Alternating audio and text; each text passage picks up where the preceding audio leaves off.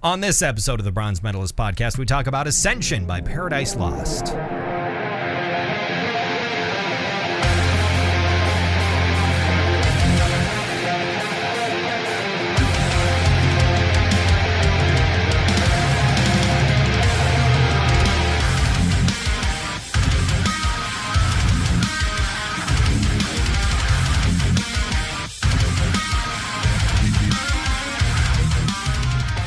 Hi, everyone. Welcome to another episode of the Bronze Metalist podcast. I'm Kale. I'm OJ. We're two professional broadcasters. We like metal, and we like to talk about it. And we are talking about some metal today. A new album. We're talking about some metal. Bit of a departure for them. Not so much. In places.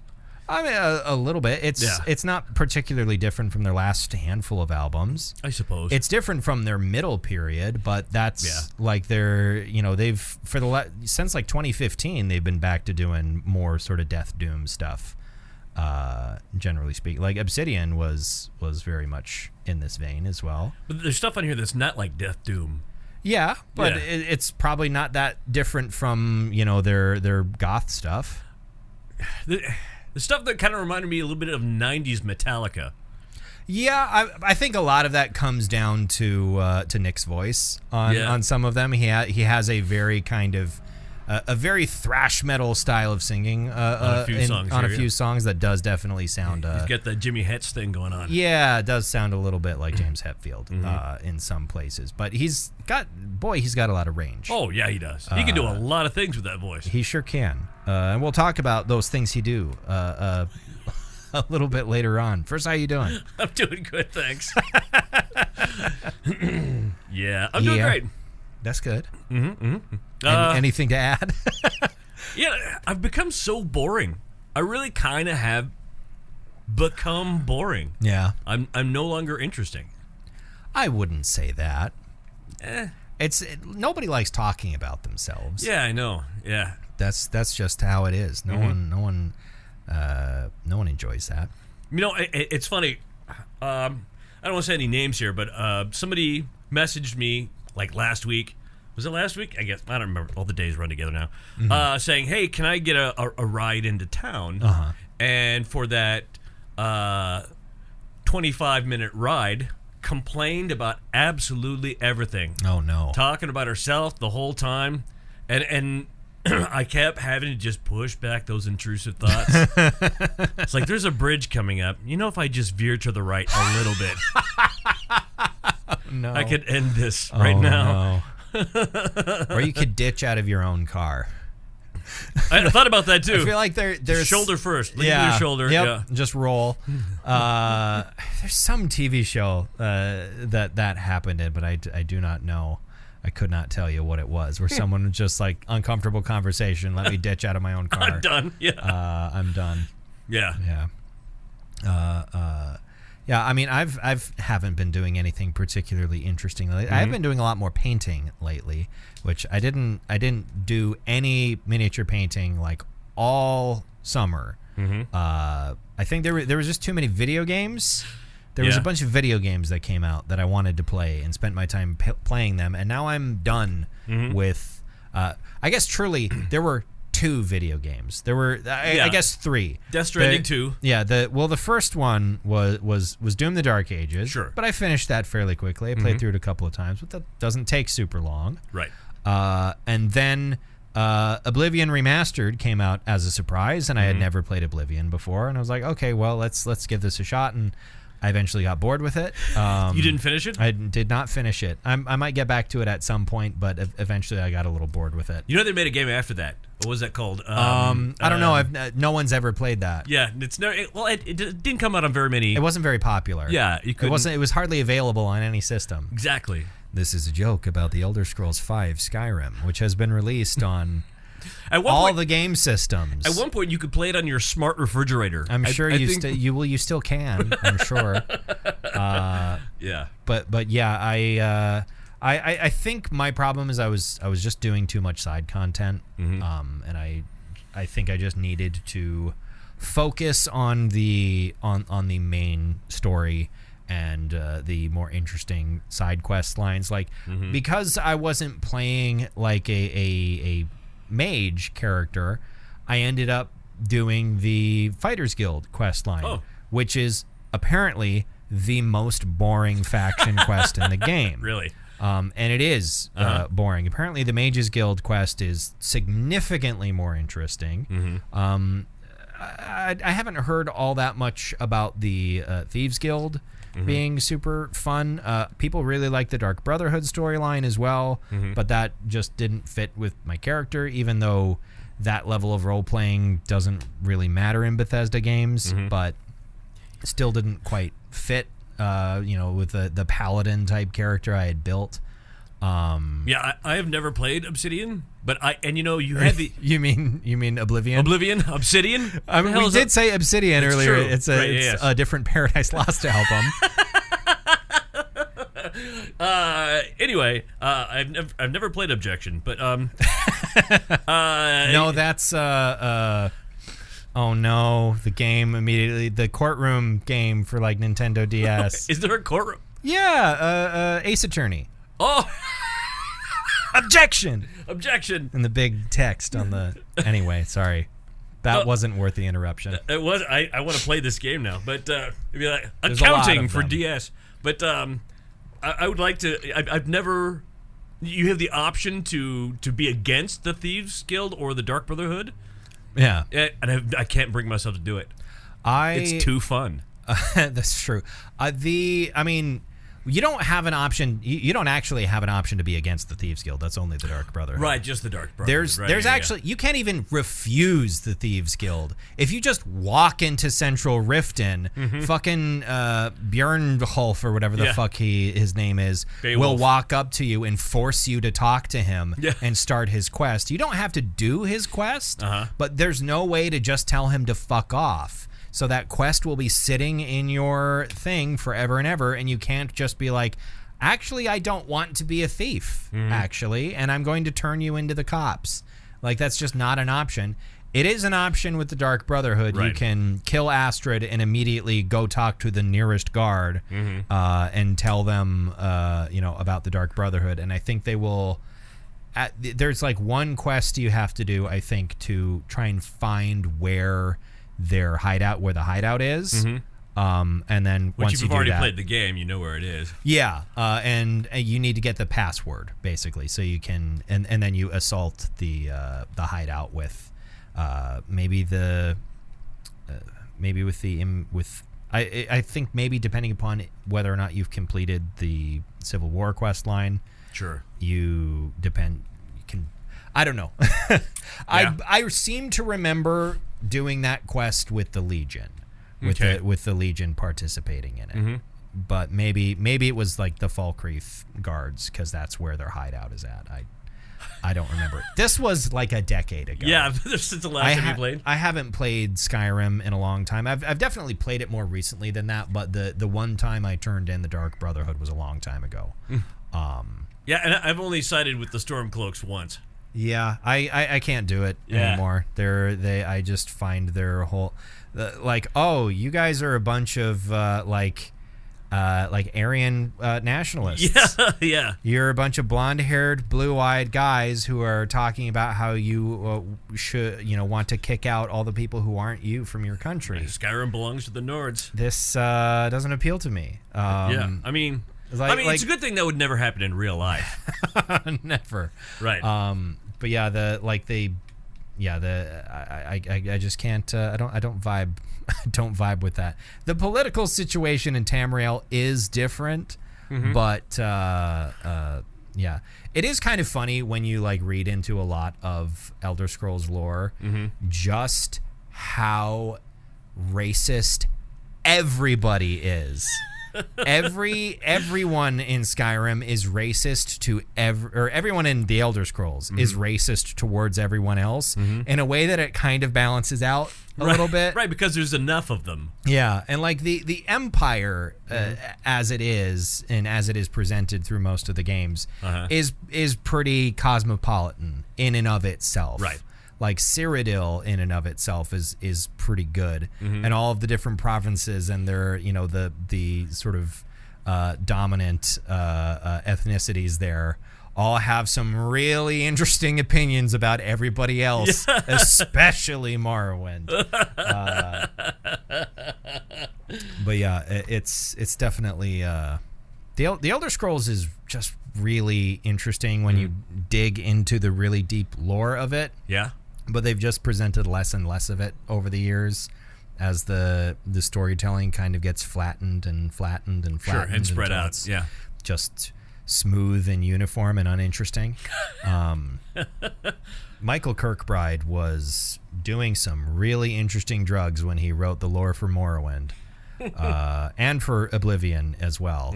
That's the Paradise Lost album. Yeah. Have I ever told you about the character Palinel Whitestrake? No. Who's a figure in the history of Cyrodiil, and is also a character that's like the central character of one of the DLCs. You are becoming like his successor, even though he's been dead for thousands of years. You're becoming the new Divine Crusader. Nice. Palinel Whitestrake's Divine Crusade was kill all the elves. Kill all of them. Murder all the elves. Wow. And he was really, really good at it, and may have been some kind of a magic cyborg from the future. Okay. And also was gay and was really mad that his lover got murdered by some elves. Palinel Whitestrake is fucking wild. But he was basically like a living nuclear weapon for the founder of the first human empire, which is Saint Alessia, whose husband, by the way, was the first Minotaur. Oh. The first emperor, or the second emperor, her son, was the first Minotaur. Her consort was like an angel Minotaur. Who was also Palinel Whitestrake's nephew somehow. It's weird. The Elder Scrolls is fucking weird, and I love it. All right. And I want it to stay weird, because like every time I read into this, I'm like, that's fucking wild. Everything, the whole universe existing in the dream of some kind of god, and if you meditate on it enough and realize that you are a figment of this being's imagination, either you instantly stop existing, or you gain power over reality. Which is apparently what Tiber Septim did, and that's how he did all the shit he did. It became a lucid dream. Yeah. It's called Chim, and it's always spelled in all capital letters, and it's, I think, supposed to be an acronym for something. Really? But I don't know what it's supposed to be an acronym for. Chim. Chim. And CHIM. All right. Noam Chomsky. Chimming for sharks. Yeah.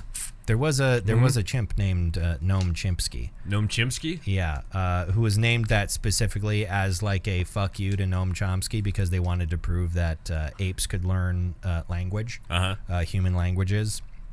They were not successful in proving Noam Chomsky wrong, but he's still alive, right? I think so. I believe he is. I think Noam Chomsky is still alive. He's ancient, but he's alive. He's very, very old. Very, very old. Yes. Very old. You ever read any of his stuff? I have not read any Noam Chomsky.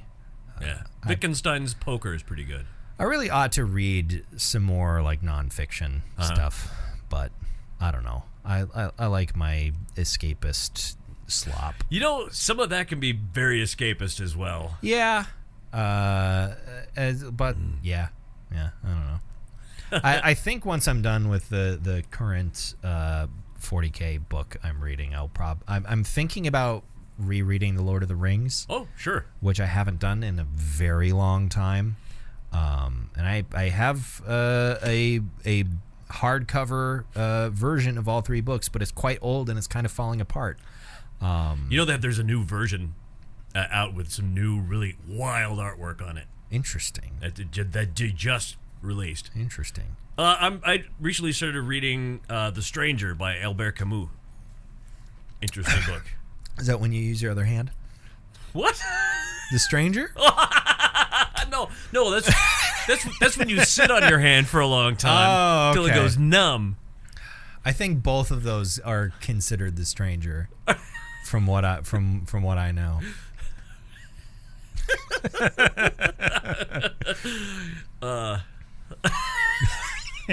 So what have you been doing? Okay, what's this book about that you before I? Oh, it's a book about this guy, his mother dies and he goes back to is he Spanish? No, he goes back to France, to bury his mom and what he experiences there with very odd characters. I mean, he's the father of 20th century absurdism. Okay. Yeah. Who's the writer? Albert Camus. Okay. That sounds familiar. Albert Camus, as I've heard people say. That sounds familiar, but I almost certainly have not read anything by him because I'm not well read on proper classic authors of the earlier age, other than what was required reading in high school. Right. You're forced to read at least one Steinbeck book. And we read two. Really? We read Grapes of Wrath and The Pearl. I think we read The Pearl first, which I don't feel like The Pearl is one of Steinbeck's better books, but Grapes of Wrath is fucked up. Grapes of Wrath is immensely fucked up. Yeah. But that was just the Great Depression. Yeah. That was just being an Okie. Shit was bad. Yeah. But I mean, hey, there's a very good Bruce Springsteen / Rage Against the Machine song that came out of it. Ghost of Tom Joad. That's a fucking great song. Yeah. Any version of it is good. The Rage Against the Machine version, great. All of the Bruce Springsteen versions, of which there are many, very good. Yeah. Particularly the one that he does with Tom Morello, because Tom Morello was just in the E Street Band for a long time. Right. That's nuts. Yeah. But when you think about the ethos between Bruce Springsteen and Rage Against the Machine and what it they're not that different. They're just very different genres. Yeah, different style of music. Well, but not entirely, because they're both rock and roll music. I mean, yeah. But yeah, ultimately their ethos ain't that different. Right. And it seems like their philosophy isn't a lot different also. Yeah. I think they're more similar than one might think. So we read The Pearl, which I didn't particularly enjoy, and then we read, of course, The Great Gatsby. Sure. It was great. Yeah. It was just okay. Yeah. Did you read Lord of the Flies at all? Yes, we did read Lord of the Flies. I'm trying to think if there was any other classics. To Kill a Mockingbird, of course. Yeah. All of the high school classics. Sure. Most of them. Did you read The Hobbit? They had us read The Hobbit. I don't think that was required reading, but I did read The Hobbit. Sure. Not because you had to. I just did that on my own. Right, yeah. I don't think that was required reading. I think I read The Hobbit a few years after I read Lord of the Rings. Really? I read The Lord of the Rings for the first time when I was 11. Which I am astounded I got through it. I was a pretty big reader when I was a kid. Sure. I fell off of it in high school because of video games primarily. And but drugs. And all the hard drugs I was doing. Because I was so popular and people were I was always at the drugs. This is a joke about how Kale is very awkward socially. And people didn't. Not that I never got offered drugs, but they were never bad drugs, in my opinion. Sure. You were never hanging out with the guys who were doing heroin or whatever. Yeah. And people giving you those drugs. people didn't really exist at Washburn High School, to my knowledge. Maybe there was someone at the time that I didn't know. It was a teacher. Guarantee. But I read The Lord of the Rings when I was 11 or 12. Like all three of them. Yeah. I think I was a 4th grader, maybe a 5th grader. Uh-huh. No. How old was I? I guess if I was 11, I would have been at least a 5th grader. At least a 5th grader, right? You turn 10 in the 4th grade usually. Wow. It was somewhere in there, 4 or 5 or 6. It was before junior high. I don't know. I know I read them before I read The Hobbit, though. And then when I read The Hobbit, I think I had an old version of The Hobbit as well, where like the Riddles in the Dark is different. Did they change it? Yeah, Tolkien himself. Tolkien updated Riddles in the Dark before The Lord of the Rings. The Hobbit got amended before the release of The Lord of the Rings because originally it didn't have anything to do with The Lord of the Rings and was barely connected to the Silmarillion and the wider Legendarium. It was just kind of a fun children's story that he wrote, kind of adapted from stuff he had been telling his kids for years. Sure. Eventually he started working at, his publishers wanted a sequel, and Tolkien was like, all right, but just to let you guys know, I write really slow. I think they requested a sequel in 1936. They didn't get it till the 1950s. Yep. But he was like, I write really slow, and it ballooned into The Lord of the Rings when he was like, well, I want to include it in this thing I've been working on my entire adult life. Yeah.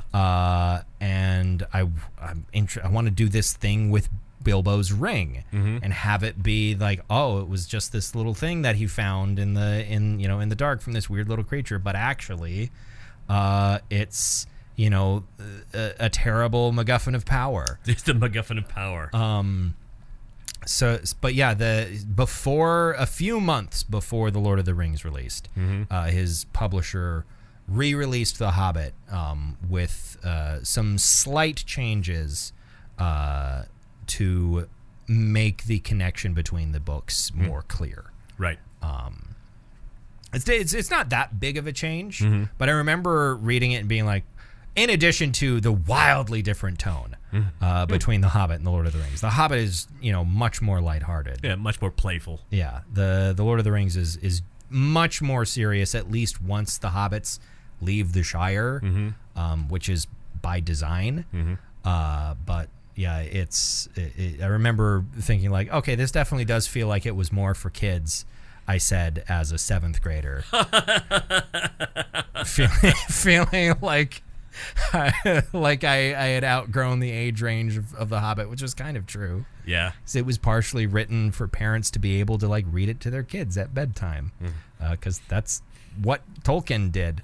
And imagine having your dad be J.R.R. Tolkien and telling you a bedtime story. That would be nuts. Fucking insane. Yeah. I mean, hey, Christopher Tolkien went on to his father's work ended up being most of his life's work. That's how much of it there was. It's crazy. What did Christopher write exactly? He didn't. He mostly edited. Mostly edited. He mostly went through all of his father's notes, collected them. I mean, I think he very specifically tried not to make anything new of his own. His main concern was trying to collect and present stuff that his father never got around to publishing. And a lot of work went into especially with the Silmarillion, trying to make it into some kind of a cohesive narrative. Even though really it's a history book is what it is. It's less of it's not a novel. It's a history book for a fictional world. Right. But I don't know that Christopher Tolkien wrote anything original of his own. He didn't really need to. There was so much stuff that hadn't ever gotten published. So he was just taking his dad's stuff and publishing it. Yeah, which again was a lot of work. And he was more qualified than anyone in the world because he was practically his dad's he was basically his dad's unpaid editor for most of for his early adult life before his father passed away. Christopher was the guy that his dad would pass things through first, and they would talk, and it was like, what do you think about this? He's always got a pipe. Anyway, you You got me talking about Lord of the Rings. It's your fault. So, what do you know about weapons of war? It also has nothing to do with this gin and tonic I've been sipping. Oh, I'm sure. Well, he's been sipping. Mind you, Kale's mom, he's not guzzling gin. He's just He's enjoying the taste. It was a long day today. We had it was a long day. I had a remote to do. Right. Which went smoothly, but good.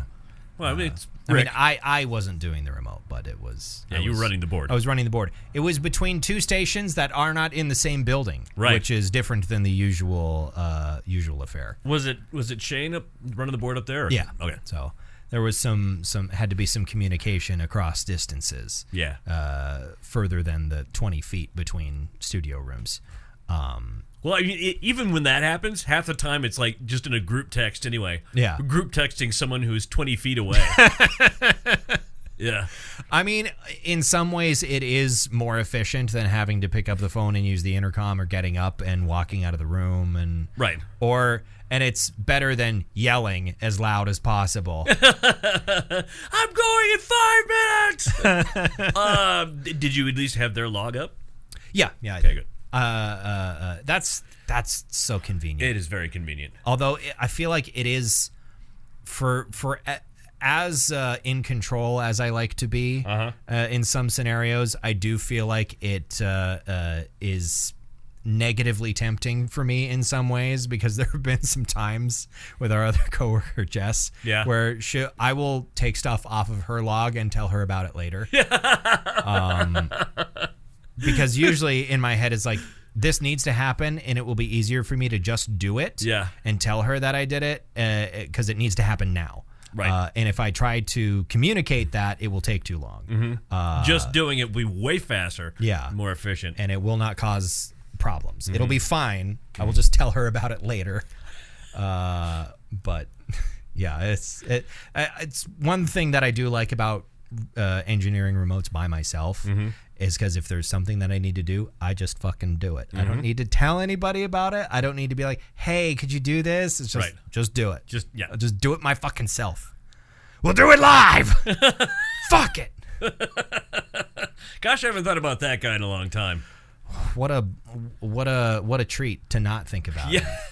Yeah. How great that is to not have to think about Bill O'Reilly. Do you want to instead think about Nick Holmes for a bit? Sure. So yeah, if you don't know, Paradise Lost is a mostly British gothic metal band primarily, but they started out mostly as a death doom project. They started incorporating more gothic metal into their sound. They really kind of were one of the gothic metal bands. Yeah, the founders of the sound. Yeah, like Paradise Lost and like Typo Negative are kind of the two biggest heavy hitters in my understanding of it. I'm not a huge goth metal person, right? Unlike Peter Steele, who was a huge goth metal person, right? Like physically huge. Yeah, he was gigantic. He was 9'10", the Jolly Green Giant, as he was known. But they started incorporating more gothic metal into their sound. Eventually, kind of doing away with most of the death metal parts of their sound. Never really doing away with the doom metal entirely.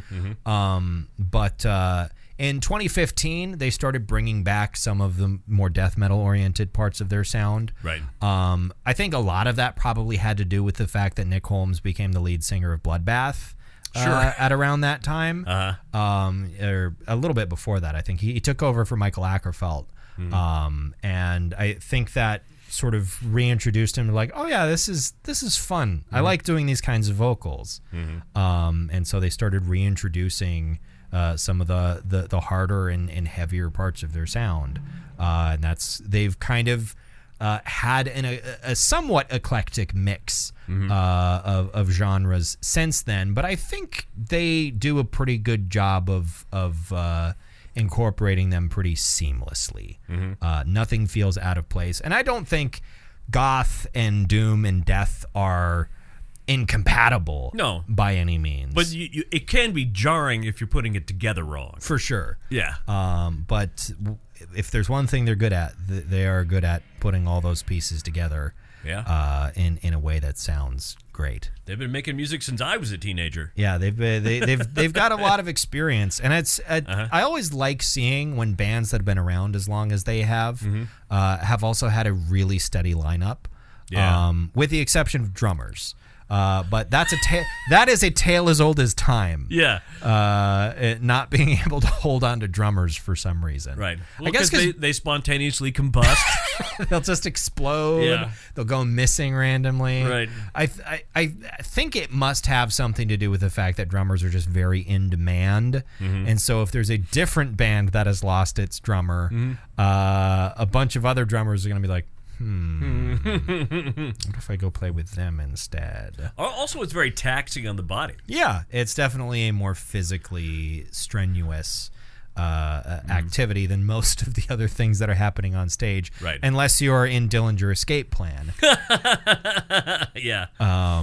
But which nobody's in that now. Or did they do a reunion? They did. I don't know if it's still ongoing. I think that tour probably ended recently, if it has ended. And I don't know if everybody was back for that. I think there's at least part of it that Greg wasn't doing because he was busy with Better Lovers. But their original vocalist was on that, at least part of that tour with them.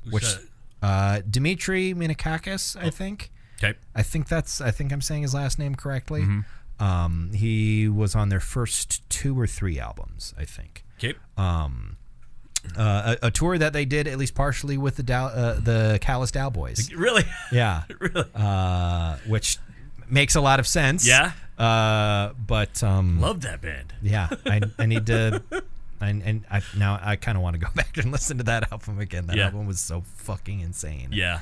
But this album, not crazy. No. But really good. Very well put together. Very, very well put together. Does this album slap? Yeah, heck yeah. Absolutely. Absolutely does slap. I should have done a little bit more reading about the history of the band. Sometimes when the band has been around so long, I just get intimidated by how much information there is. Yeah. But they've been a big deal for a long time. I think it's one of those things where, like, if you're not super familiar with a particular genre, sometimes in metal, because at this point in just music in general, the market is so saturated. There's so much stuff to listen to. A lot of it is very good.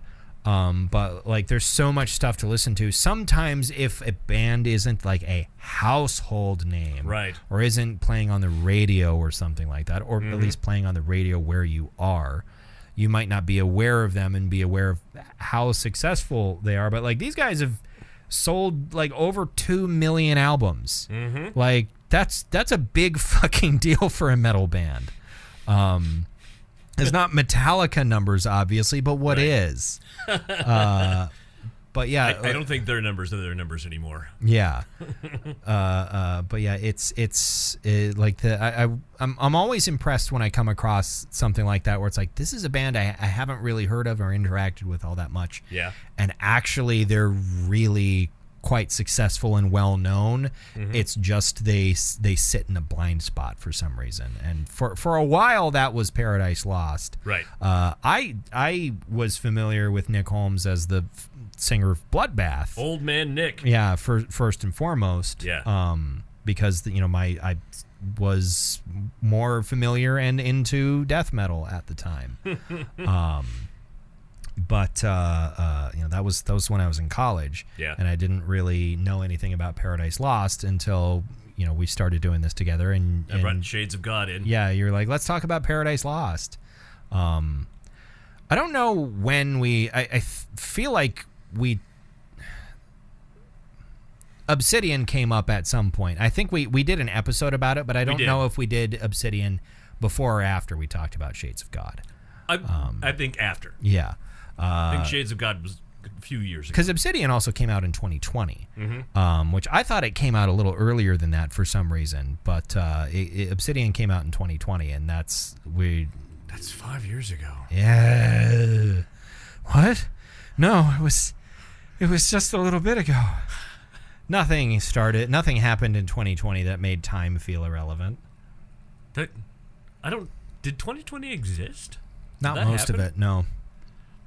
I remember Cats came out late in 2019, and then after that, everything's a blur. People were talking were talking about Cats, and then that's the last thing I remember. Yeah, I don't know. Next thing you know, I'm 50. Yep. Yeah.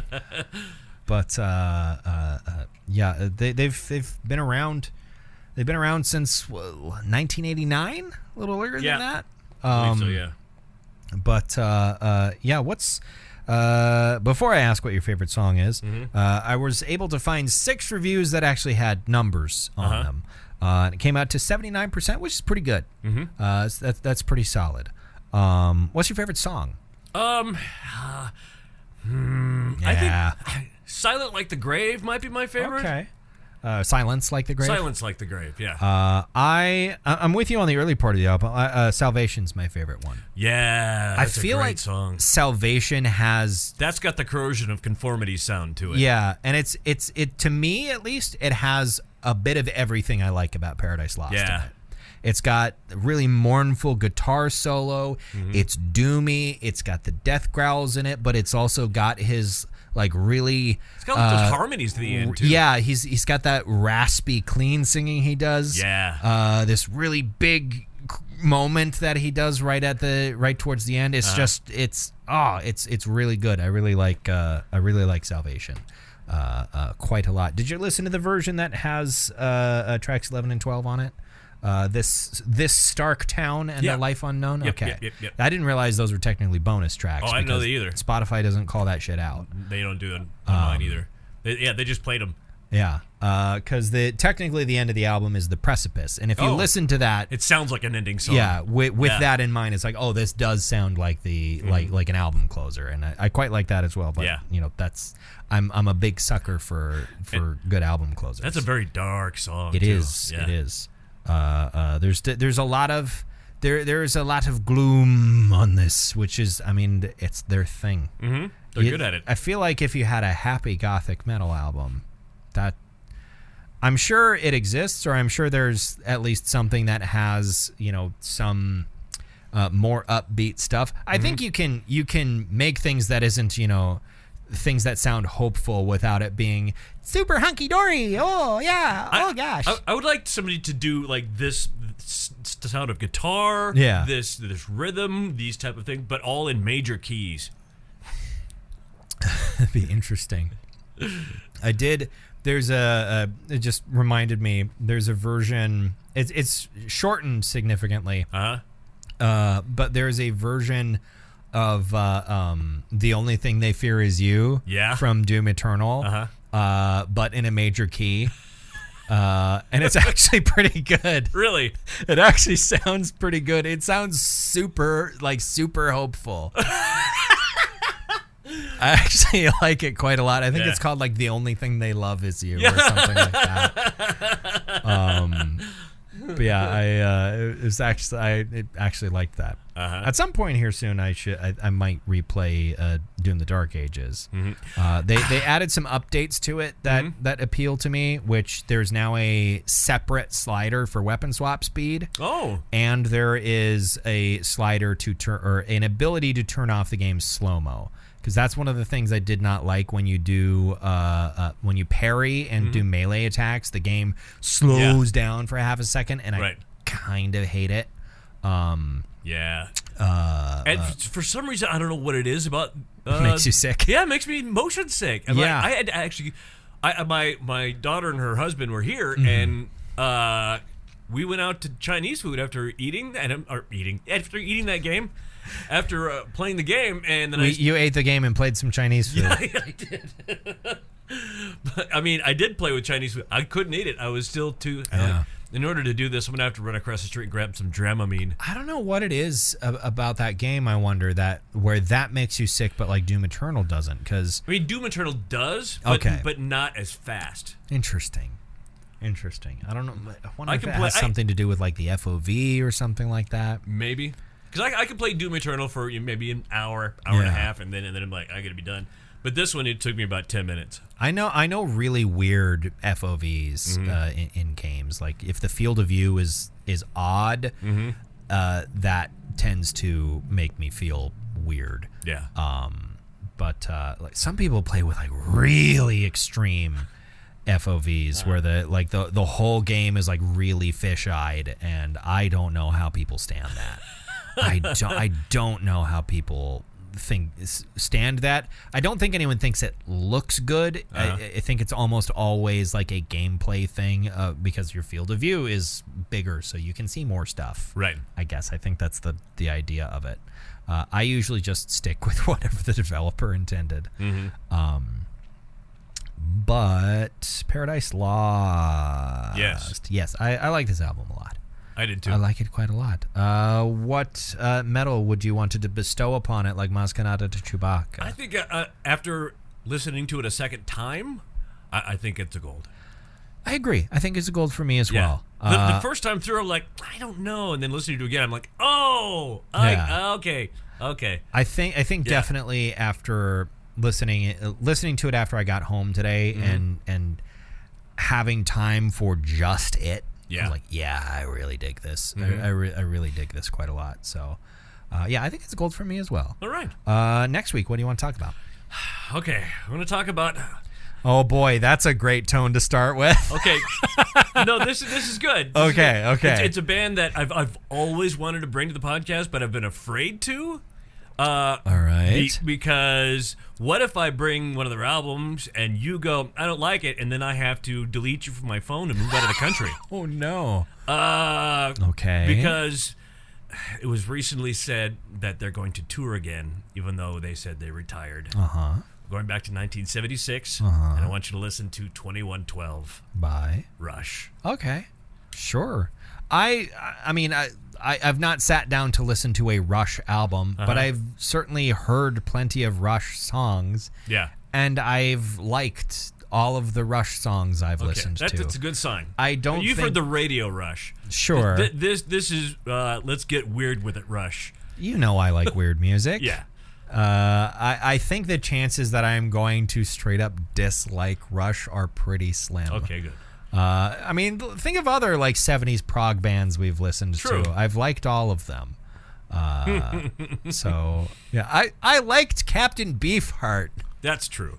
Which is not a prog rock band, but plus those are not words that people say very often. No, I mean I liked it. Though I liked it mostly as an artifact of, holy shit, this is so weird and I'm alive. Yeah. So I guess I like this. Yeah. All right. 2112. Yes. By Rush. Rush. Yeah. You got ahead of me.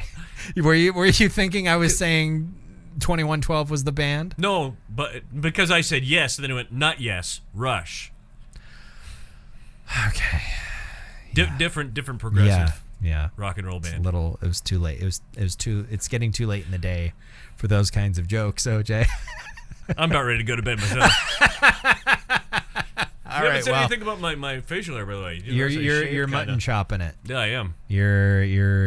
Well, it's hard to notice because it's not very thick yet. Right. You've only just begun the process. Ladies. Yeah. All right. But yes, I'm sure once fully realized it will look pretty dope. You should get tiny little round glasses too. I might get tiny little round glasses and with rose-colored a really lenses. Crazy jacket. I mean, I got a couple of those. You need to basically turn yourself into John Lennon. All right. And there you go. And then get shot 10 years ago. 10 years ago? Well, he was 40 when he got shot. Okay. All right. I was like, I'm in my 50s OJ, now. I'm sorry, buddy. That happened in the 90s? No, 80s. 1980. Really? Yeah. Okay. I watched the Lindsay Ellis video about that was mostly about that whole thing not that long ago, but the date, I guess, didn't stick in my brain. Anyway, that's George Harrison who died. Not in the... Wait, did George Harrison died in the 90s. He died. Or was it the early 2000s? I'll have to look it up. I feel like he died in the 90s. We need to end the episode. Yeah, because we can do this off the air. We've gotten befuddled. All right. Thank you very much for listening to another episode of the Bronze Medalist Podcast. Why don't you go ahead and follow or subscribe to our feed on whatever podcast service you're using to listen. And thanks again for listening. I'm Kale. I'm OJ. Congratulations.